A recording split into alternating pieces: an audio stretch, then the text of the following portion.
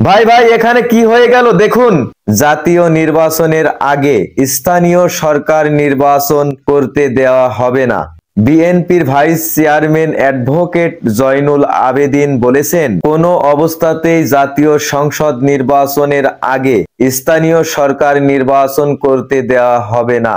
শনিবার দুপুরে ঝালকাঠি সরকারি উচ্চ বিদ্যালয় মাঠে জেলা বিএনপির সমাবেশে প্রধান অতিথির বক্তব্যে তিনি এ কথা বলেন। জয়নুল আবেদিন জামাতকে উদ্দেশ্য করে বলেন, একদিকে তারা নির্বাচন পেছানোর কথা বলছেন, অন্যদিকে আবার সারা দেশে দলীয় প্রার্থীর নাম ঘোষণা দিচ্ছেন। জয়নুল আবেদিন জামাতকে উদ্দেশ্য করে বলেন, একদিকে তারা নির্বাচন পেছানোর কথা বলেছেন, অন্যদিকে আবার সারা দেশে দলীয় প্রার্থী নাম ঘোষণা দিচ্ছেন। ফ্যাসিবাদী সরকার জামাতকে নিষিদ্ধ করেছিল, কিন্তু তাতেও তাদের হুঁশ হয়নি।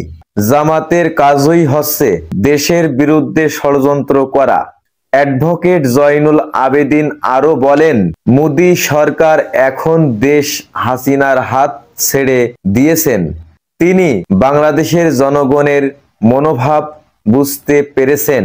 বর্তমান অন্তর্বর্তী সরকারের উদ্দেশ্যে জয়নুল আবেদিন বলেন, তারা নির্বাচন নিয়ে তালবাহানা শুরু করেছে। আমরা অবিলম্বে তাদের এই তালবাহানা বন্ধ করে দ্রুত সময়ের মধ্যে নির্বাচন দেওয়ার দাবি জানাচ্ছি।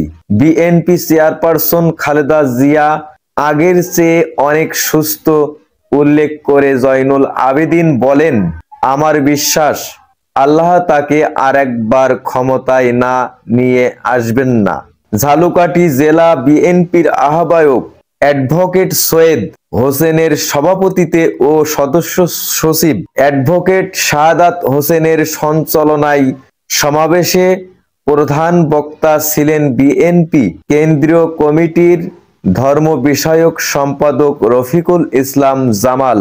রফিকুল ইসলাম জামাল বলেন, আমরা এ সরকারকে ব্যর্থ হতে দিতে, কিন্তু সরকার ব্যর্থতার দিকে এগোচ্ছে।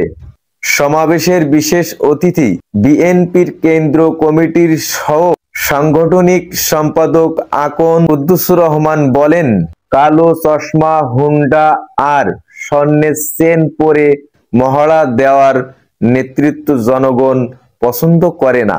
বিশেষ অতিথি সাংগঠনিক সম্পাদক মাহবুবুল হক নান্নু বলেন, 5 থেকে 8 আগস্ট দেশে কোনো সরকার ছিল না, তখন দেশ পরিচালনা করেছেন তারেক রহমান।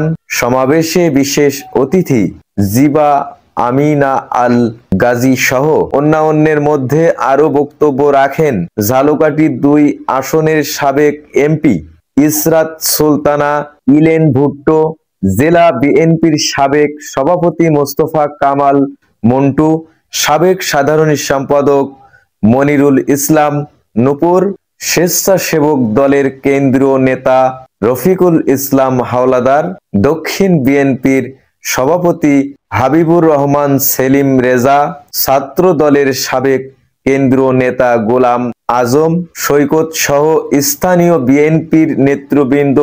এদিকে সমাবেশকে কেন্দ্র করে সকাল থেকে খণ্ড খণ্ড মিছিল নিয়ে সমাবেশ স্থলে আসতে থাকেন।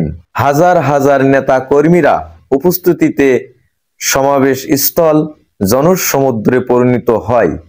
সূত্র আমার দেশ পত্রিকা থেকে MH Habib, HN TV news, Dhaka, Bangladesh.